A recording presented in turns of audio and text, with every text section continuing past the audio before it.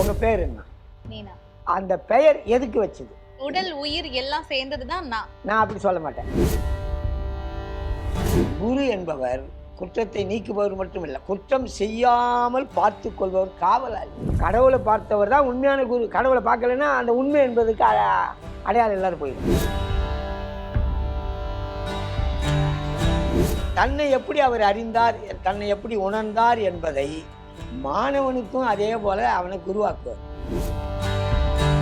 பணம் ஆன்மீகத்திற்கு பயன்படவே பயன்படாது. ஆனால் பணம் தேவை. தரிசனம் நேயர்களுக்கு வணக்கம். ஆன்மீகம் மற்றும் ஞானம் சம்பந்தமான பல கேள்விகளுக்கு விளக்கம் கொடுக்க இன்னைக்கு நம்மளோட இணைஞ்சிருக்கிறாரு திரு கார்த்திகேயன் ஐயா அவர்கள், ஆன்மீக சிந்தனையாளர். வணக்கம் ஐயா. வணக்கம் ஐயா, ஒரு உண்மையான குரு யாருங்கிறத எப்படி கண்டுபிடிக்கிறது? உண்மையான குரு என்பது கடவுளுக்கு சமமா இருக்கணும். சரி, கடவுளை யார் பார்த்தா? யாரும் பார்க்கல. பார்த்தவங்க யாராவது உண்டா? இல்லை. அப்போ பார்த்தவர் இல்லை. பார்த்தவங்க சொல்லிக்கிறாங்க, அவங்க என்ன கண்டாங்களோ அதை சொல்லிக்கிறாங்க. சரி, அவங்க சொன்னது ரைட்டா தப்பான்னு யார் அது சரி தப்புன்னு யார் சொல்ல முடியும்? யாரும் சொல்ல முடியாது. சொல்ல முடியாது. அப்போ அவர் பார்த்ததை இன்னொருத்தர் அது போல் பார்த்துருந்தா ஆமாயா நானும் பார்த்தேன், நீங்கள் சொல்கிறது சரின்னு சொல்லலாம். அப்போ உண்மையான குரு என்பவர் கடவுளை பார்த்தவர்னு அர்த்தம். கடவுளை பார்த்தவர் தான் உண்மையான குரு. கடவுளை பார்க்கலன்னா அந்த உண்மை என்பதுக்கு அடையாளம் இல்லாத போயிடும். அப்போ குரு என்பவர், நான் ஏற்கனவே சொன்னேன், தன்னை அறிந்தவர்னு சொன்னேன். குருவினுடைய இலக்கணம் தன்னை அறிந்தவராக இருக்கணும். தன்னை அறிந்து தன்னுடைய தலைவனை அறிந்தவர்கள் தான் சர்க்குரு அப்படின்னு பேர்.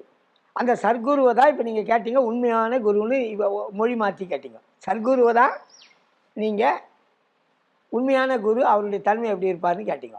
ஒரு உண்மையான குரு கிட்ட கவனிக்க வேண்டிய விஷயங்கள் என்னென்ன ஐயா? இதெல்லாம் கவனிக்கணும். அவர் உண்மையான குருவாக நாம் எப்படி அவரை கண்டுபிடிக்கலாம்னா, அவர் பேச்சில், நடைமுறையில் சொல்லொன்று செயல் ஒன்றாக இருக்கக்கூடாது. சொல்லும் செயலும் ஒன்றாக இருக்க வேண்டும். அந்த செயல் சரியாக இருக்க வேண்டும். அடுத்தவரை பாதிக்காத அளவுக்கு இருக்க வேண்டும். யாரும் ஒரு இன்னொரு உயிரை துன்புறுத்தாத அளவில் அவருடைய நடவடிக்கை இருக்கும்.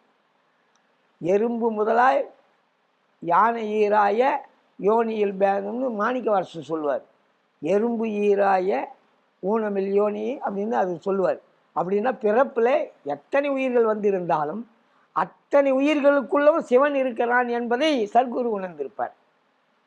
அந்த சர்க்குரு சத்தியமாக இருப்பார். அவருடைய அடையாளம் என்பது எந்த உயிருக்கும் தீங்கு செய்ய மாட்டார், நினைக்க கூட மாட்டார். இப்போ அவர் அதை அடின்னு சொல்ல, ஒரு உயிர் நம்ம போச்சுன்னா அதை அடிப்பார்னு சர்க்குரு சொல்ல மாட்டார். ஏன்னா அது உள்ள சிவன் இருக்குது, அதை விட்டுட்டு பாடுவார்.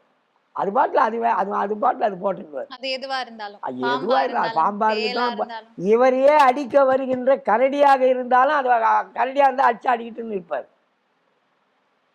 இப்போ தன்னை உணர்தல் என்பதற்கு அப்போ தான் அங்கே சரியான அர்த்தம் வரும். கரடியாக நீங்கள் சொல்கிற மாதிரி எந்த உயிர் ஜீவனாக இருந்தாலும் தன்னை கொல்லுகின்ற நிலையில் வந்தாலும் கூட அவர் அதை ஏற்றுக்கொள்ளுகின்றவர் தான் சரியான குரு. அவர் தான் உண்மையான குரு. அவர் தான் சர்க்குரு. தன்னை உணர்தல் அப்படின்னு அடிக்கடி சொல்றீங்க இல்லையா, அப்படின்னா என்னங்க ஐயா? தன்னை உணர்தல் என்பது, இப்போ உங்கள் பேர் என்ன? மீனா. மீனா. இப்போ மீனா என்ற பெயர் இந்த உடலுக்கா உயிருக்கா?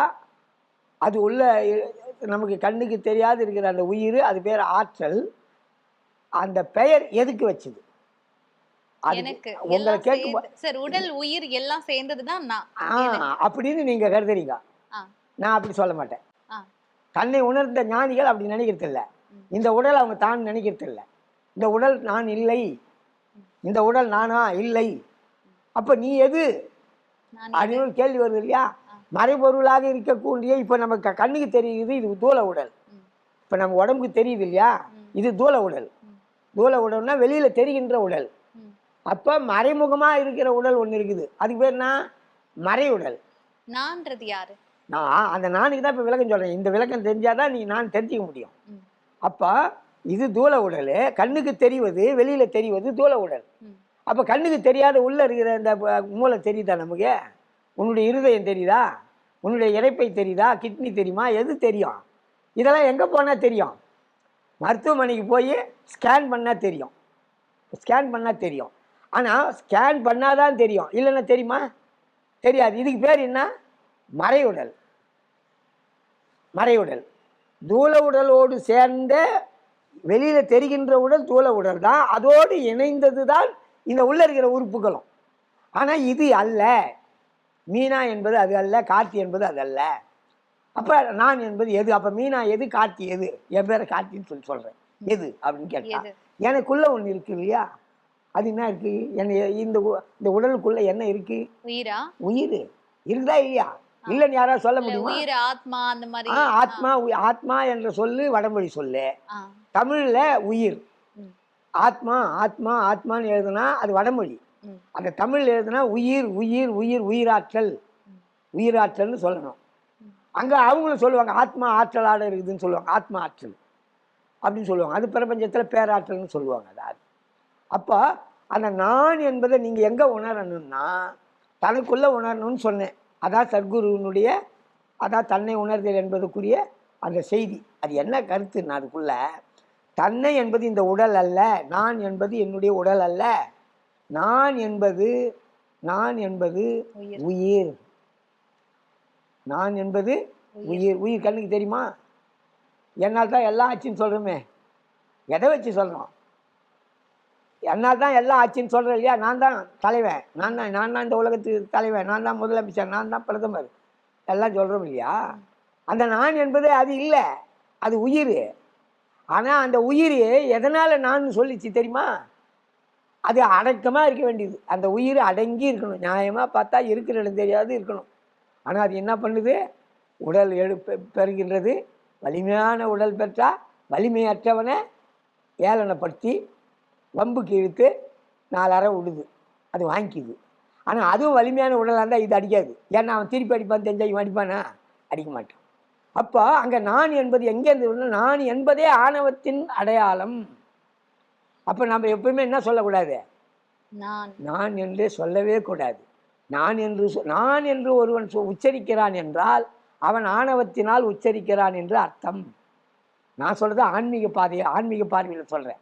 இப்போ நான் நீ அப்படின்னு சொல்வது உலகியலில் இருக்கிறது. அப்படி தான் நம்ம அடையாளம் காட்டுவோம். அவரை கூப்பிடு அப்படின்னு சொன்னால் அவரை என்பது நம்ம அடையாளப்படுத்துகிறோம். 3rd person, 1st person, 2nd person, 3rd person சொல்கிறோம். நான் முதல், அடுத்தது 2வது நீ, 3வது அவர் அவர்கள் அப்படி வரும். அப்போ 1st person, 2nd person, 3rd person ஆங்கிலத்தில் வருதா?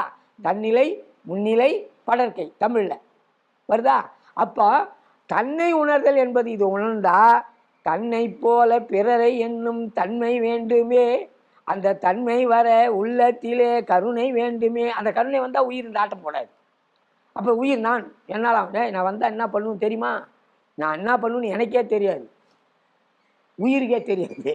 இது ஆணவத்தினால் வர்ற வார்த்தை. அதனால் தன்னை உணர்ந்த ஞானிகள் இப்படி பேசவே மாட்டார்கள். தன்னை உணர்ந்தவர்களுடைய அடையாளம் என்ன? இப்போ கேட்டீங்கல்ல, அவர்களுடைய அடையாளம் என்ன, அவருடைய தன்மை என்னன்னு கேட்குற போது தன்னை உணர்ந்தவர்கள் இருக்கிற இடம் தெரியாமல் கருணையோடு சாந்த முகத்தோடு இருப்பாங்க. கருணையே உருவான முகத்தோடு இருப்பாங்க. அவங்களுடைய சொல்லும் செயலும் செயல் சிறப்பாக இருக்கும், சொல்லு இனிமையாக இருக்கும், குழந்தை வார்த்தையாக வரும் அவங்களுக்கு. அதெல்லாம் அந்த ஞானியினுடைய இலக்கணம். ஒரு மனிதனுக்கு சரியான வழிகாட்டும் குரு கிடைச்சா அவருடைய வாழ்க்கையில என்ன மாதிரியான மாற்றங்கள்லாம் வரும்? எப்பவுமே அரைகுடம் கூத்தாடும் படிச்சிருக்கிறோம். நிறைகுடம் தழும்பாது. நிறைகுடம் நிறைவாக இருக்கும். சும்மா அசைவு வந்தால் கூட அந்த உதட்டிலேயே தான் அந்த அசைவு இருக்கும் அதிகமாக. ஆனால் இந்த அரைகுடம் என்பது முழுசாக கூத்தாடும். ஏன்னா எவ்வளோ வயசுக்கு ஒன்றாலும் ஏறி குதிக்கும் அந்த தண்ணி. அப்போ நிறைகுடம் என்பது அந்த மாதிரியான ஞானிகளாக நம்ம கண்டுட்டோம்னா நிறைகுடமாக இருப்போம். அவங்க தன்னை போல பிறரை மாற்றுவார்கள். அந்த மாதிரியான குரு நமக்கு கிடைச்சிட்டா, நம்ம நல்ல குருவை அடைஞ்சிட்டா நம்ம நன்மை அடைஞ்சோம்னு அர்த்தம். அரைகுறை தெரிஞ்சவங்ககிட்ட போய் மாட்டினோம், நம்மளை அரைகுறை ஆக்கி நம்மளை காலாக்கி அரிக்கால் ஆக்கி இல்லாதவே ஆக்கிடுவோம். ஆனால் அவன் இருப்பான். அவன் ஏன்னா குருன்ற ஸ்தானத்தில் அரைகுரு, அவர் முழு குரு இல்லை. அவர் நம்மளை காலாக்கி அரிக்காலாக்கி காலி பண்ணிடுவார். அது மாதிரி ஆள்கிட்ட போய் மாட்டிக்கூடாது. அப்போ நம்ம யார்கிட்ட பார்க்கணும்? சரியான குருவாக தேர்ந்தெடுக்க வேண்டும்.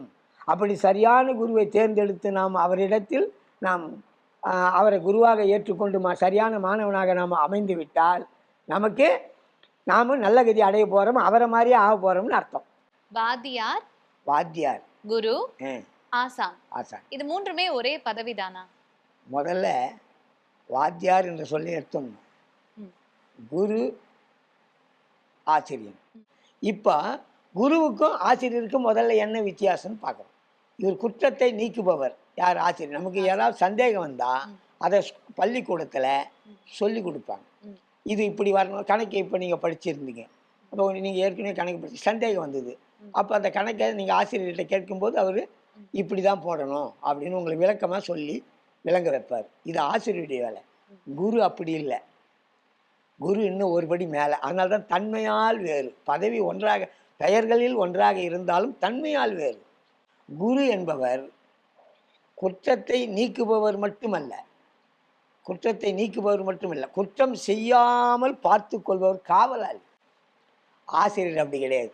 ஆசிரியர் குருவுக்கும், ஆமாம், ஆசிரியருக்கும் குருவுக்கும் என்ன வித்தியாசம்னா, குரு தன்னுடைய குழந்தையை போல் 24 மணி நேரமும் அவர் இந்த அந்த தன்னுடைய மாணவனை பார்த்து கொண்டே இருப்பார்.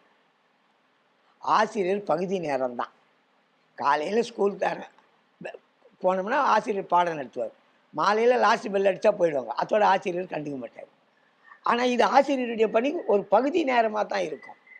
ஆனால் குரு அப்படி இல்லை. அதனால தான் ஆசிரம கல்வின்னு சொல்லுவாங்க. அந்த காலத்தில் வர்ணாசிரமம்னே சொல்லுவாங்க. அங்கே போயிட்டோம்னா 24 மணி நேரமும் அங்கேயே தான் இருப்பான் மாணவன். குருவை விட்டு பிரியவே மாட்டான். குரு என்ன சொல்கிறாரோ அதை மட்டும் செய்வான். குரு கூடவே இருப்பான். குரு தன்னுடைய உடல் எப்படி நிழலாக விழுகிறதோ அதுபோல குருவினுடைய நிழலாகவே மாணவன் இருப்பான். அதனால் 24 மணி நேரமும் பாதுகாக்கக்கூடியவர் தான் குரு. அவன் என்ன தவறு செய்தாலும் குருவுக்கு தெரியும். 24 மணி எங்கே போனேன், கொஞ்ச நேரம் 5 நிமிடம் நீ ஆளை காணவே எங்கே போனேன்னு கேட்பார். குருவுக்கு இன்னொரு திறமையும் உண்டு.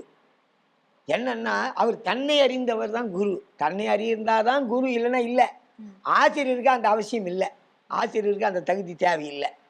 தன்னை அறிந்தவர் தான் குரு. தன்னை எப்படி அவர் அறிந்தார், தன்னை எப்படி உணர்ந்தார் என்பதை மாணவனுக்கும் அதே போல் அவனை குருவாக்குவார்.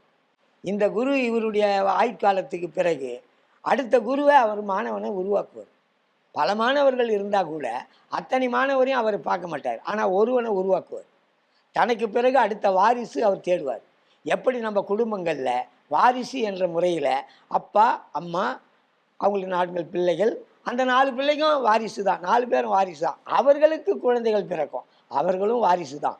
ஆனால் இந்த குடும்ப மரபு எப்படி வாரிசாக வருகிறதோ அப்படி குரு மரபில் வரும். ஆசிரியருக்கு வராது. அவர் பகுதி நேரம்தான், குறிப்பிட்ட நேரம்தான். ஆனால் விளக்குவார், குற்றத்தை நீக்குவார், இது தப்புபா இது சரின்னு சொல்லுவார்.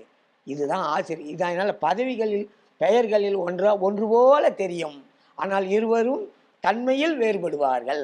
குருவுக்கு தகுதி வேறு, ஆசிரியருக்கு தகுதி வேறு.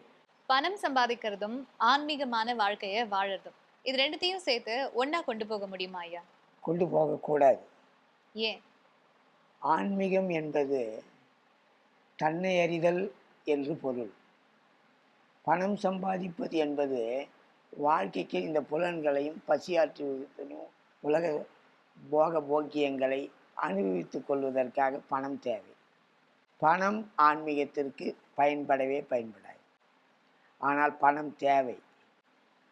ஏன் பணம் தேவை என்றால், இந்த உடலை பாதுகாக்க உணவு, உடை, இருப்பிடம், வீடு, இது உறையுள்னு சொல்லுவாங்க. இந்த 3 தேவை. இந்த 3ம் தேவை என்பதற்கு பணம் தேவை. ஆனால் இதுக்கும் தன்னை அறிகின்ற அறிவு பெறுவதற்குரிய ஆன்மீகம் என்பதும் ஒன்று அல்ல, இரண்டும் வெவ்வேறு.